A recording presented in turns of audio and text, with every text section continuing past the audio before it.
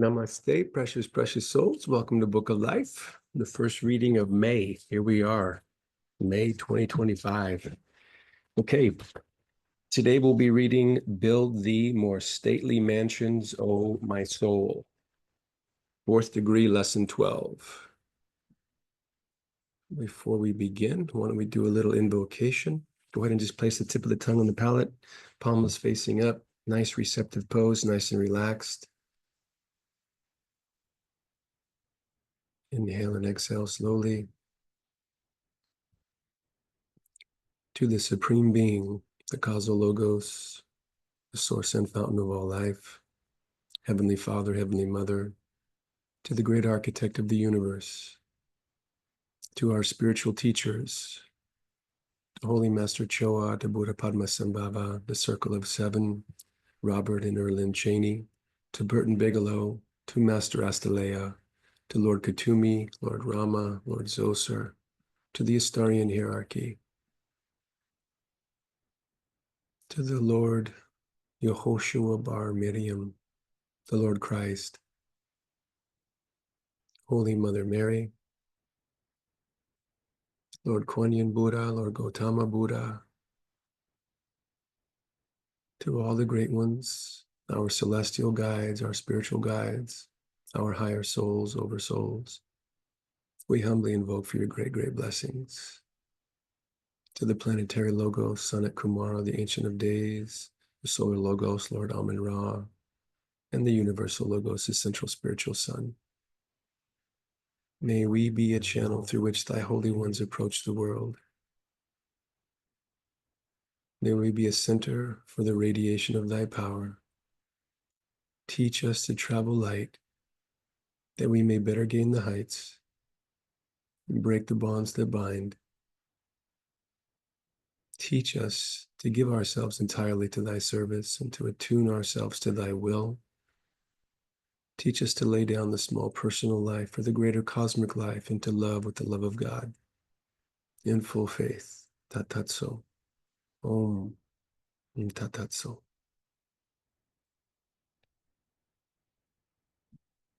Okay. So fourth degree, lesson 12. Build thee more stately mansions, O my soul. Thought creation. Will thought awareness help us more quickly to gain Summerland? Isn't that in the mental plane, we asked Burton. Yes, it is, answered Burton. Many Astarians will choose to linger in astral Astara, it being on the highlands of the astral and near the border of Summerland. There all are taught the laws and principles of the higher planes. Most prefer to begin in astral Astara and learn more before ascending to Summerland. Awareness of one's thoughts and the ability to focus them is taught in both places. Those who immediately feel most at home in Summerland are the thinkers of Earth, the artists, scientists, writers, speakers, teachers, philosophers. It is most inspiring to discover upon proper contemplation that many of you live a great share of your lives in the thought world while you are still on Earth. How often do you slip into a daydream and, lost in your own little thought web, forget what you went to the store to buy, forget even that you should go to the store at all? Some, entering the stream of thought absorption, must be reminded to eat. Some often resent the intrusion of practical everydayness into the thought project they are creating. A writer often becomes so involved in the thought world that his or her physical form and its material world momentarily ceases to be. They are wrapped in the arms of a vision, and there is nothing else. A great musician lives his or her life from composition to composition. Hearing the strains of celestial music in the inner ear, they are irresistibly drawn to the challenge of relating to Earth's musical instruments. The artist, genius, sees a masterpiece unrolled on the canvas before the inner eye, and their entire being is absorbed in recreating the heavenly scene with Earth's brushes and paints. So transcended are the creative artists, they frequently find little desire to gratify their senses. They find their ecstasy and pure delight in creating and molding a mental project into manifestation. For these, the mental body has become the one through which they live their lives. They tend their physical needs, but reluctantly. They are developing their mental forms to their highest potential, even while remaining on Earth. The mental world is where they feel most at home after they depart the physical. But few will have so fully developed their mental potential. The mental body of the average person is by no means fully developed. This soul spends most of its inner life in the highlands of the astral. When it finally arrives in Summerland, the soul is fenced in by the limitations of its own thoughts. Since its earth life consisted of a small round of eating, sleeping, and working, the windows of its mental world are equally small. Remember, I am speaking of the average person, not the Astarian initiate. Each soul is available to express no more of its mind power than it developed while on Earth. Therefore, though all this soul sees in Summerland is glory and beauty, still it is limited in its capacity to perceive its whole. Mind, the vivifying force. Soul is the completely individuality in organized form and intellect. Spirit is the life-giving force of the universe. Light, the potentiality of consciousness, permeates the entire soul spirit with vitality. Mind is the product of the union of soul and spirit, the expression of intelligence through coordinated substances. The recording ethers. The mental reflecting ether, the highest ether on the physical plane, is an agent for the highest astral ethers, and both are photographic ethers. Every thought that rises in the consciousness, every idea, action, impulse is recorded on and in this receptive ether. Its existence rationalizes the influence of thought upon actual existence and justifies the sciences of hypnotism, telepathy, clairvoyance, and even the phenomenon of memory. Not only does the mental reflecting ether receive impressions directed to it by the mind, but it also retains these impressions and yields them forth when conditions are favorable. It could be said that to be a cosmic tape recorder, which records all of one's actions and thoughts, creating cosmic memories of them. The human mind requires this etheric astral light, the astral reflecting ether, just as a photographic film requires immersion in a solution for the recorded picture to appear. Mind functions in and through the mental reflecting ether, dependent upon it just as we are dependent upon the air we breathe. Just as air receives gases, dust particles, and minute substances, retaining them, dispersing them, and circulating them about from one place to another, so does the mental reflecting ether, immersed in astral light, surge through mind, receiving all that is released into it. Realizing that every thought impulse is thus recorded on both physical and astral ethers, building your mental bodies accordingly, it behooves you to practice becoming aware of your thoughts and the ability to focus or even control them. Such practice can happen through spiritual tools such as meditation. You cannot be constantly recording thoughts of fear, hate, and evil upon the reflecting ethers and still hope that your consciousness will gravitate to the higher spheres. For those ethers will have created your future home in the environment you have made for yourself by your own thought impulses, dominating thought forms. You have often been taught about the positive and negative forces found in seeds, and there is no point in repeating it completely. By way of review, let's consider an apple. Having it, we find if we use a galvanometer, that the core registers a positive polarity while the rest of the apple open to the stem end is negative. The same is true of every fruit and seed. Within each, there is a negative force field and a positive force field. But the question is, what else surrounds the apple seed, which, when planted, causes an apple tree to grow? Why not a plum tree? Why not indeed a stalk of corn? It must be obvious that there is more in the positive and negative force fields than merely these two polarities. There must be a dominating thought form interposing the force field and containing the pattern of the future seed. The power of becoming, then, lies not in the seed, but in the thought form. The seed cannot reason, nor decide, nor choose. The soul, through rebirth, returns with its seed atoms, reflecting the thought form the soul has built through many lives of experiences on earth. But there the similarity changes.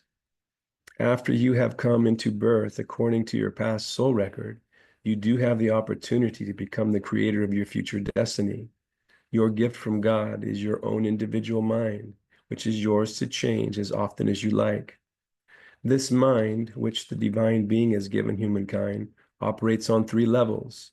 Your subconscious mind has charge of the body functions and of carrying out the orders of the conscious mind. It is also the servant of the dominating thought form with which you came to earth. It is also, however, the slave of the conscious mind, which, if properly used, can overcome the dominating thought form of birth. Only humans have this mental power to choose, to change the effects of their past, and to progress further. It is unfortunate that almost from the moment of birth, the mind is filled with false information. It is fed upon fear, prejudice, hate, and error, instead of overcoming the weaknesses of the dominant thought form. The conscious mind, unless otherwise taught, becomes filled with phobias and hatreds and misinformation, definitely deterring the progress of the soul. The poor subconscious, battered on every side by wrong commands, has no choice but to bring into form that which it is commanded to do. The body thus ends in disease and turmoil. Given strong, powerful commands, it evolves a strong, powerful personality, just as the apple evolves more apples. If it fails to manifest perfection in its speaking either of past karmic weaknesses or stating that the present conscious mind, confused and filled with misinformation, is unable to express perfection in the surrounding thought form. A dominating thought form must precede every spoken word. For the brain center, which gives you the gift of speech, functions only after thought force has energized it. The soul's problem is that, faced with Earth's many difficulties, its thoughts are scattered and dissipated. The one who, like Edison, can center every thought upon a single purpose, bending the thought force to one single theme, and projecting every ounce of one's mental energy upon the realization of this one goal, undaunted by failures, undismayed by problems, is the one who attains. A soul of this stature changes its thought form of imperfection to one of power and progression, even working through physical challenges. This dominating faith energizes forces and powers within a soul that the ordinary soul never awakens. It is the creative force of genius, thinking, and environment. But, we inquired, does not environment sway a person's destiny? And Burton answered, in truth, the environment is part of a person's destiny. A soul may be born into a particular environment because that soul is reaping karmic rewards or to assist it in paying a karmic debt. Or that soul may choose an environment because it is the best place to assist it in learning the life lessons it needs to learn in order to grow. It is my opinion that the individual who suffers hardships on earth can use positive thought processes as one tool to help in changing the situation. I say this being fully aware that some are born into poverty, undesirable environment, or may be victims of intolerance, bigotry, violence, and injustice. While on the earth plane, one of the opportunities available is to work in positive ways to overcome these situations for one's self and for others. One powerful tool is to train one's thinking. This is not all that is necessary for change, of course, but it is a powerful and spiritual change creator for the individual soul and can create change for the life wave as a whole. One's thinking can affect one's life no matter what the environment. For example, some may be born into a life of hardship, while some may be born to a life of ease. Even so, the latter do not necessarily gain happiness. Rather, due in large part to wrong thinking. They create a life of hardship for themselves in the emotional field. For the sake of example, let us say that both souls, the one born to disadvantages and the other to no particular worries, may both be in the same mental rut, unhappiness, and mental stagnation. Now, when each of them come over to my side in this example, they will both have built an undesirable future state because neither made the most of his or her mental capacity. My point is that developing an awareness and an ability to focus one's thoughts while on earth is very important. For as one thinks, feels, and behaves on earth, so does one reap over here. But the way one thinks has the ability to shape all the rest. Then again, there are the very clever people who use their minds to achieve material success regardless of who they hurt. When these people arrive over here, they are in even worse straits than the first two because they have surrounded themselves constantly with destructive thinking. Thus, the one born to disadvantages and the one born into circumstances free from harassing worries have struggled with negative thoughts, whereas the scheming materialist has deliberately used his or her mind powers negatively for destructive accomplishments, and each will pay the piper on arrival here. Much of the debt must be settled here, because this is so. Remember, Astarian, every thought that comes into your mind, regardless of its classification, is an accomplished fact so far as your mind is concerned. Perhaps you may not be able to follow up the thought physically and bring it into material reality, but you have nevertheless built something substantial over here by your thoughts, good or bad, fulfilled in material reality or not. Once the mind creates a concrete thought, something results over here so far as your mind is concerned, regardless of whether you carry through physically or not. And you will have to make payment for that thought when you come here. I do not refer to the myriad trivial thoughts that flit through one's mind at random by the hour while you're on earth. I refer to those thoughts which are of real substance. I agree with you that it is not possible to control every thought of the day, but I also suggest to you that realizing what I have said, you would be wise to begin directing your mental actions. They are of vital importance. Remember, every thought you think with any degree of emotion results in something substantial over here. If you think a thought of love, you create something beautiful. If you think a thought of hatred, greed, or selfishness, you create an undesirable thought substance here. If the thought is filled with strong emotion, it has life. It creates substance over here. And you will one day encounter it again, though perhaps in a different form. So continue working with your mental activities, because I want only the very best for all Astarians. I feel I can speak rather as an elder brother to you concerning the importance of your thoughts. I want you to pause in your thinking, realizing that the unhappiness you cause others only creates regret and sorrow for yourself in this next world when you come face to face with the conditions you have created. Remember that it all comes from your mind. Through your thinking, you are building whatever it is to be the condition in my world precisely by the thoughts you are now thinking on earth. Consider it this way. Through your thinking, you can build or destroy. You can draw spirit helpers to you, or you can drive them away. You can attract to you the dear ones who have embarked on my side, or you can cause them to leave you, all by the way you think.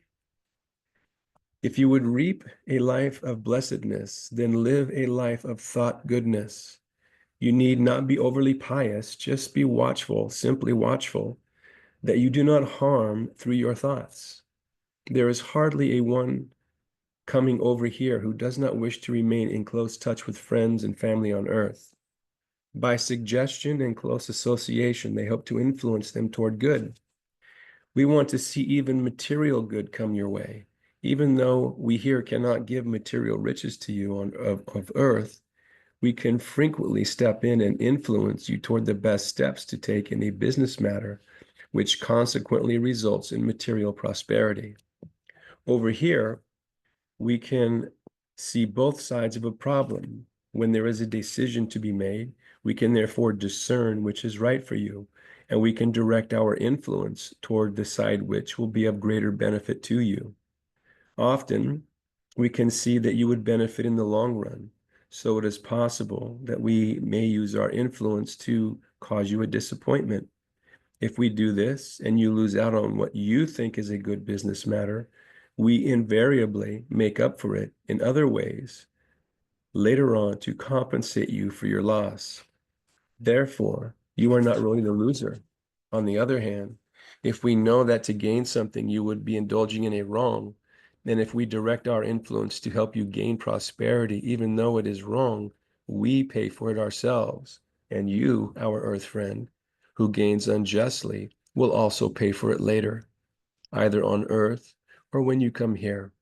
So it does little good for us to try to help you acquire what you want through any wrongdoing. We both lose in the long run. Such a loss is automatic. So when I admonish you to watch your thoughts, I do so while admonishing myself at the same time. It is just as important for us here as it is for you there. Thought creating. I sometimes try to imagine what a thought world is like, I remarked to Burton. It's easy to say that one molds thought substance, but it is difficult for our minds to grasp the practical practice of it. Burton answered, one of the Pilgrim's most astonishing discoveries is when you begin to realize the remarkable molding effect of thought on the ethers which surround you. You begin to create innumerable objects, like a kindergartner learning to mold clay, even mixing colors with it. You revel in your ability to create a flower, a horse, a meadow, a pencil, an elephant, a house. But alas, you discover you are every bit as inept as the kindergartner molding a clay toy. The uniqueness of it is that you do it with your mind, using gathered up ethers of the substance of your plane. All the molded forms are crude and none have realness nor lasting power. These are your beginning efforts at picture imaging. Equally amazing is the fact that these early forms soon lose what grotesque shapes they have assumed and disintegrate into nothingness. The pilgrim soon discovers that this idea of thinking into actuality, whatever the heart desires, is a bit more complicated than previously believed. Then you begin your lessons of thought molding in earnest. Instructors in your class on thought power remind you how thoughts were utilized during your earth years. You remember that if you wish to possess an object, you or someone following your instructions must first cut it, chop it, or hew it out of natural materials. Strange how you had always taken a tree for granted, not realizing that it was actually thought creation on the part of the infinite being and Mother Nature. You remember that on Earth, considerable energy was required to mold things out of natural materials, such as trees, copper, iron, metals. The pilgrim remembers how one learned to make brick, cement, steel, glass, boards, nails, out of the essences of the earth plane. And it becomes clear that before the hands could create or mold the human-made substance, the mind first had to think out all the elements involved. In creating a brick, for instance, considerable thought power preceded the reality of it. In creating steel, thought power was involved in constructing the formula for it. Now, says the instructor, let us create a miniature board from which we shall build the wall of a miniature home. The pilgrim, remembering Earth, knows quite well what a board looks like. It is not necessary that you cut down the tree, haul it to a sawmill, and saw it into sections as it would be on Earth. It is only necessary that you recall the exact appearance of the board. Immediately, it becomes clear to you why it is essential that you first experience life on Earth. Otherwise, if your incarnation began in the thought world of Etheria, How would you know what a plank or board looked like? Thus it is with all creation on the astral. Everything one attempts to mold must be based upon what one learned about it during one's life on Earth. Thus, Earth life assumes a considerable greater aspect in your mind, and you wish fervently you had studied and learned more about the importance of visualizing and actually creating when you were on the Earth plane. Nevertheless, you begin to visualize a board. Your instructor gives you the dimensions desired, and you must think it through to perfection.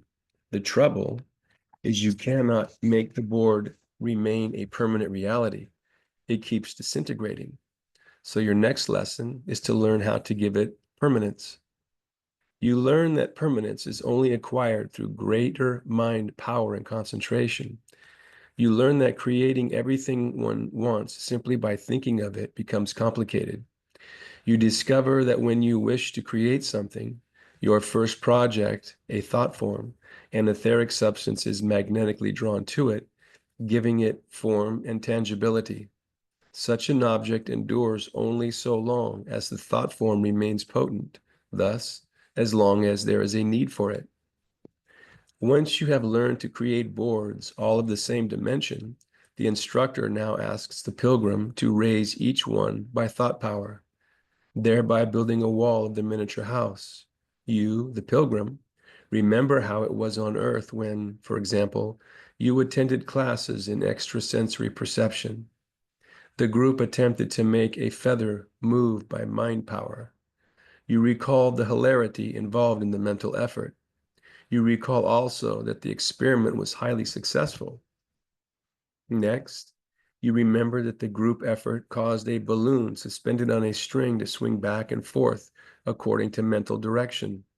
You fail to perceive the importance of the experiment, however, accepting it as a generality.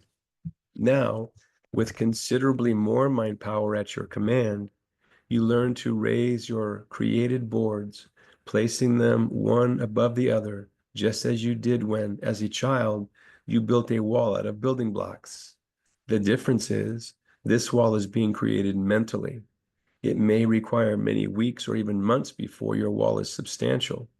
In the interim, you have learned how to give your boards staying power. No longer do they disintegrate. The day finally arrives when you have built a complete wall. Now, says your instructor, destroy the wall mentally and, instead of building it board by board, create a complete wall at once, solid and permanent. Next come the astonishing discovery. It needn't have been necessary to build the wall board by board. Why not simply create the entire unit in the first place? Next, declares your instructor, you are going to visualize a tree. You discover that such an effort comes more easily to mind, but you also discover that your tree lacks the most important element of all, life force. Thus, you discover the difference in raising the wall of a house, or indeed a complete house, and in creating a living object. This you cannot do without the downpouring aid of the divine source. Here again is one reason why gardening becomes a popular occupation in Etheria. Gardeners learn to create a beautiful flower, but they must then release it to the Creator to be ensouled by life force. And this is another astonishing lesson. Thought creating of the midplanes of the astral becomes habitual with you. You learn that you can indeed create everything you wish, except that when it comes to something of nature, even as on earth, it must be endowed with a life force only the Creator can give. Another discovery is that in actually creating your own home, its beauty is limited not only to the substance of the plane on which you reside, but also your powers of imagination. Such a statement is scientifically inaccurate, of course. Nevertheless, it is fundamentally true. You learned even on Earth that the mind can imagine the most incredibly beautiful mansion, but you are limited financially and must compromise with considerably less. Attempting it in Etheria, you discover that imagination must evolve. You begin by creating, let us say, a home similar to the one in which you dwelt on earth. For the moment, let us assume it is a strikingly beautiful building, but there is much about it that you did not care for on earth.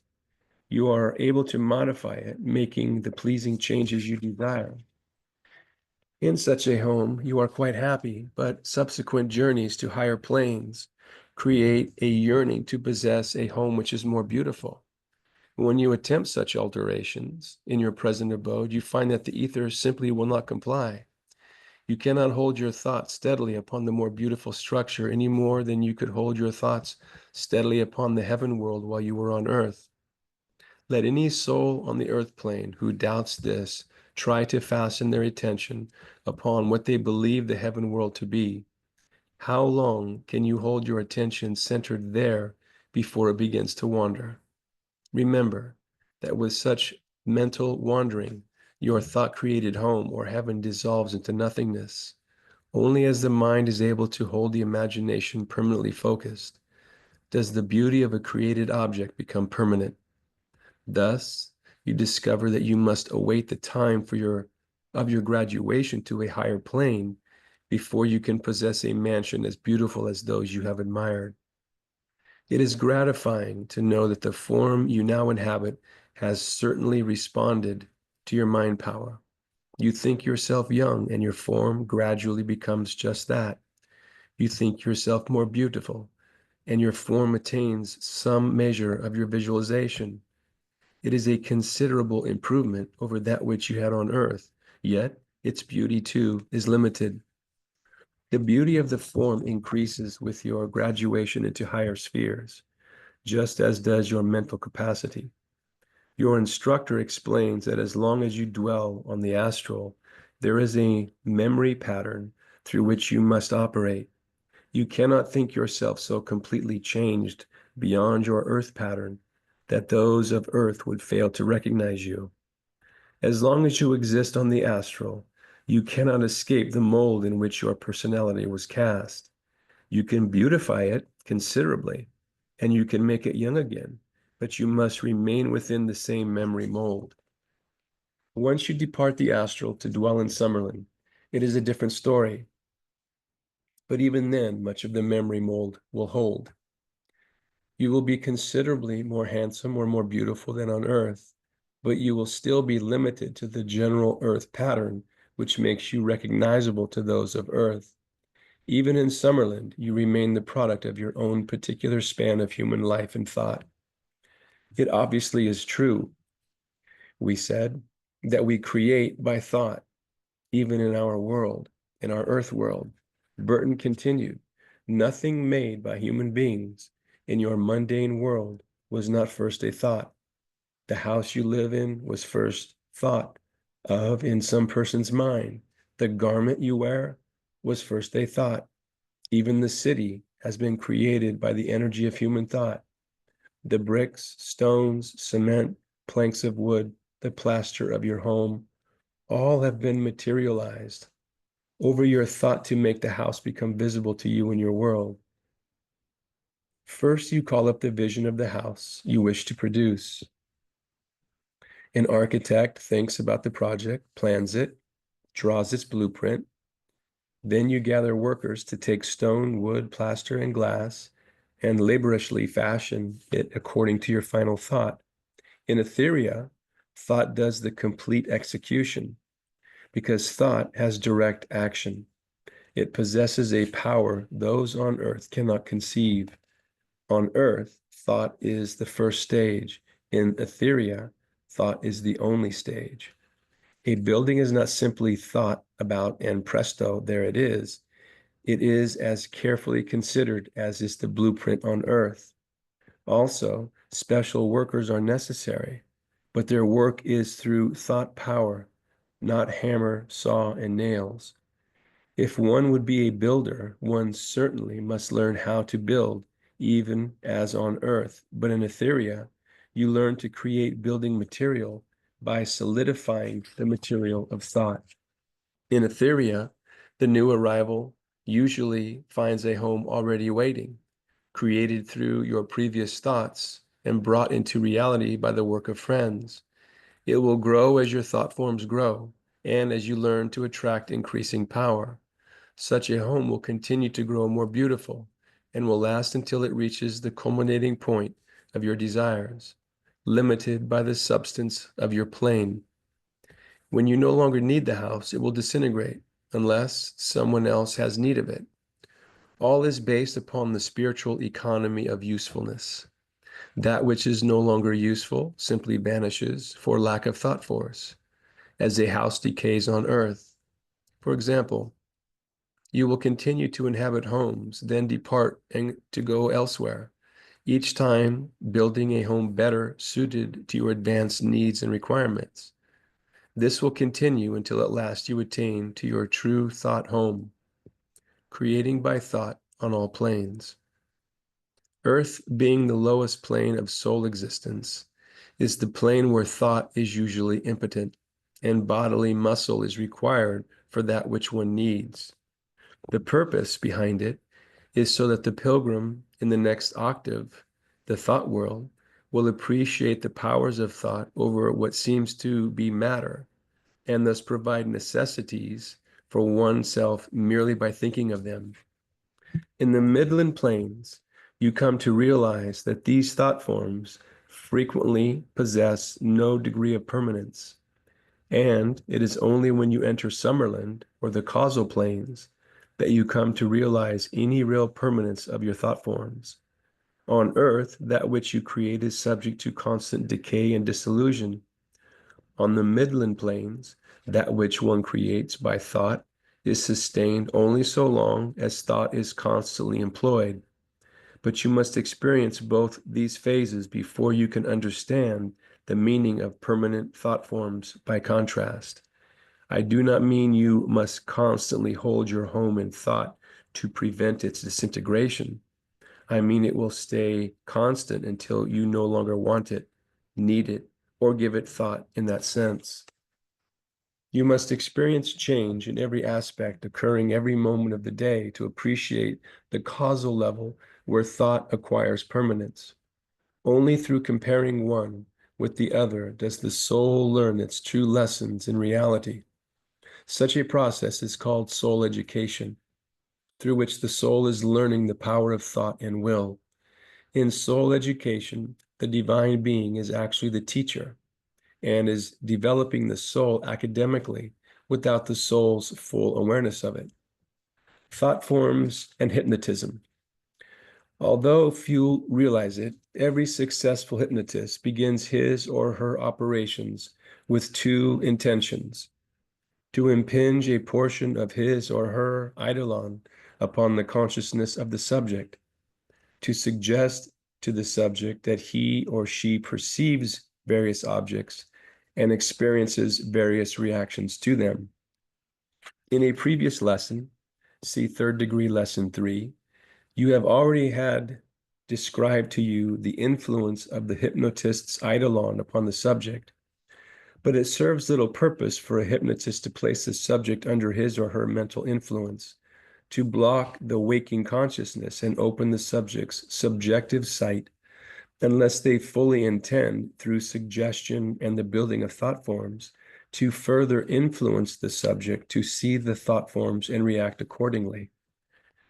Few hypnotists are aware that, along with their suggestions, they are projecting powerful thought forms of that which they wish the subject to behold.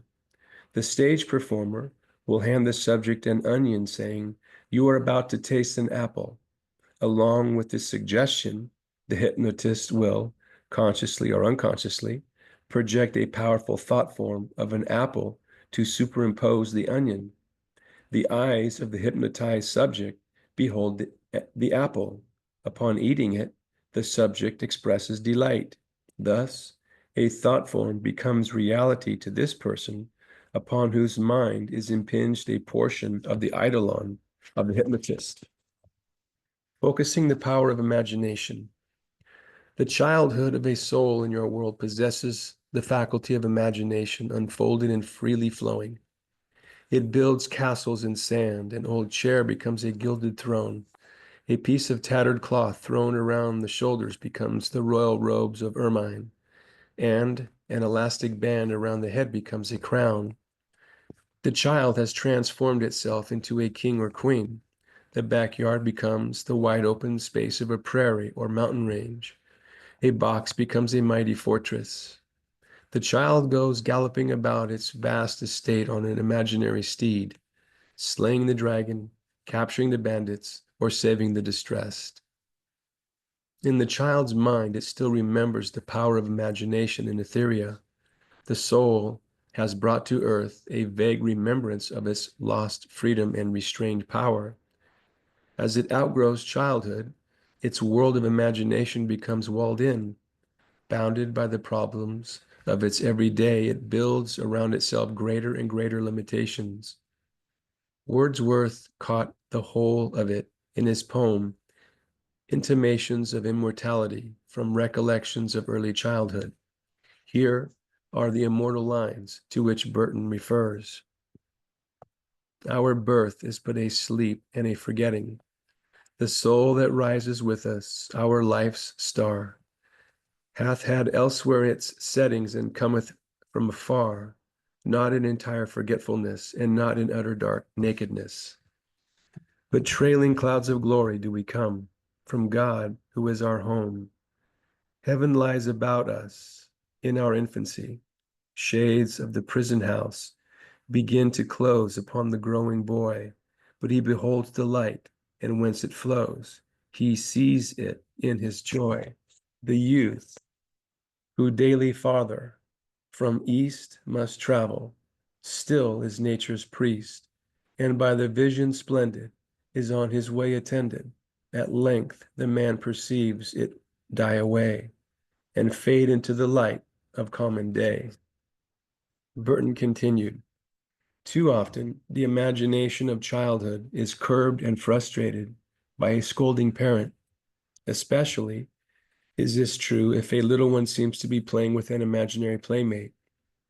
It should be a parent's solemn duty never to curb the flow of imagination, but to guide and encourage its development.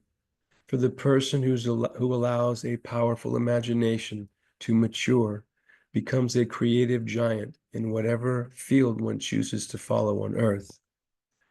Although it is true that creating through thought force is an art that requires training and development, even on the spiritual level, still do you not teach even on earth that thoughts are things?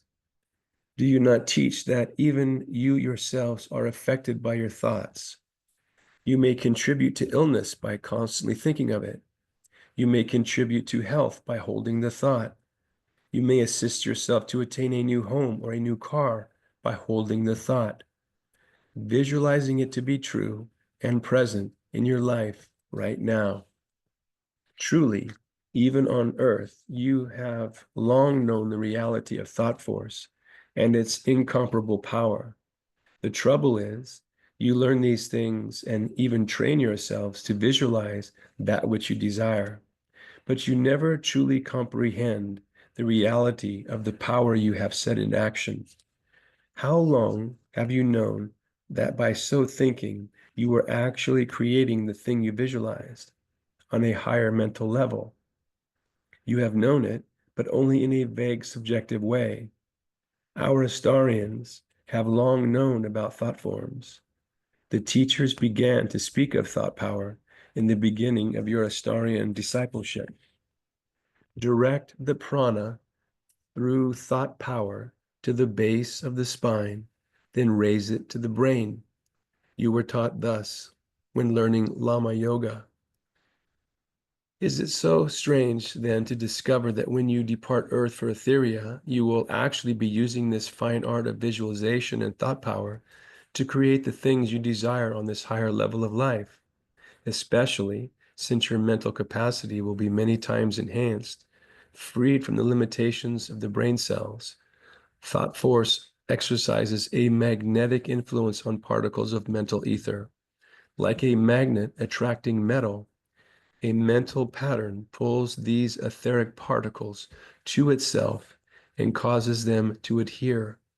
In Etheria, one discovers that one first creates a mental image of the object desired and projects it from oneself. Then, just as you do on earth, one holds the thought. That is, there is directed toward the thought image a constant stream of thought force, which endows the object with increasing magnetic attributes. This magnetism, in turn, attracts more etheric molecules, which, adhering to the thought pattern, causes it to become discernible as a thing, as a created thing, an object, which assumed the quality of the substance from which it is created.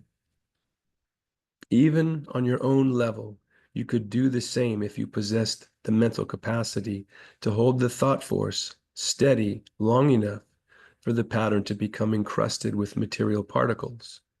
For thought forms are the designs about which atoms congregate to give substance to reality. That is all creation is. Thought is the motivating force behind all creation.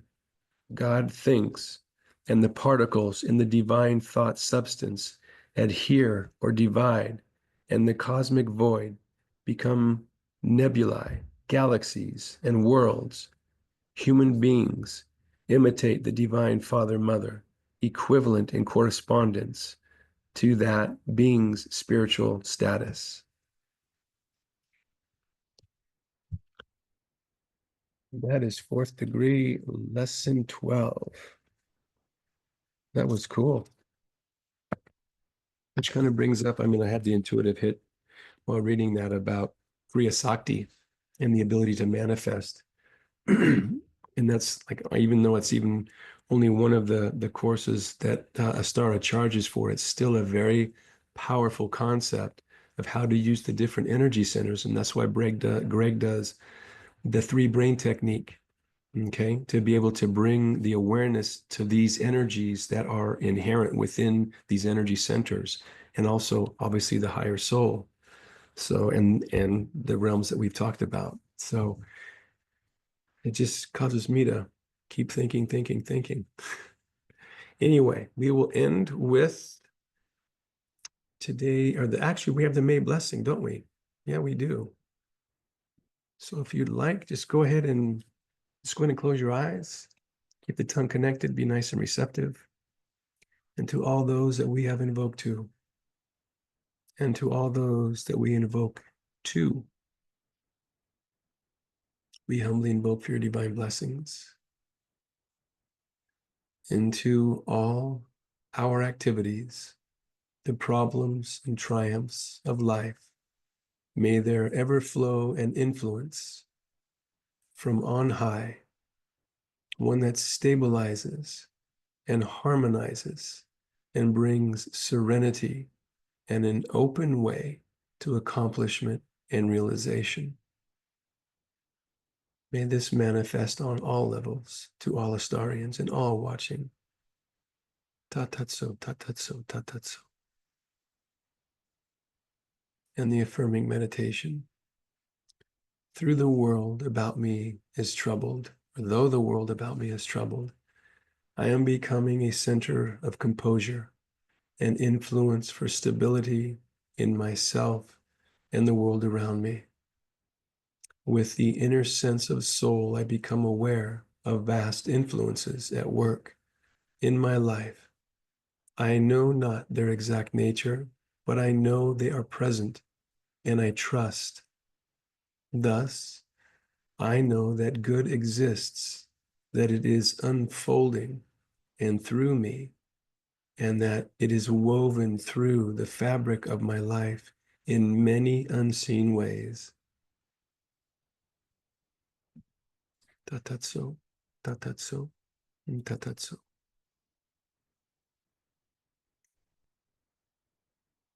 And as always, I like to end with Earlyne's prayer for guidance. Master beloved, who hast committed to us the swift and solemn trust of life, since we know not what a day may bring, but only that the hour for serving thee is always present, Teach us how to be constantly alert to the claims of thy will and the call to service. Lay to rest by the persuasion of thy spirit our doubts and fears. Consecrate with thy presence the way our feet should go, that our humblest work may radiate. Lift us above unrighteous anger and mistrust into faith sublime. May we be modest in our times of wealth, patient in the hours of our adversity, serene in our disappointments, and humble in our moments of shining achievements. In all things, draw us toward thy perfection, that all the world may see in us thy radiant reflection, and keep us ever mindful that we shine for thee. Om Tat Sat Om.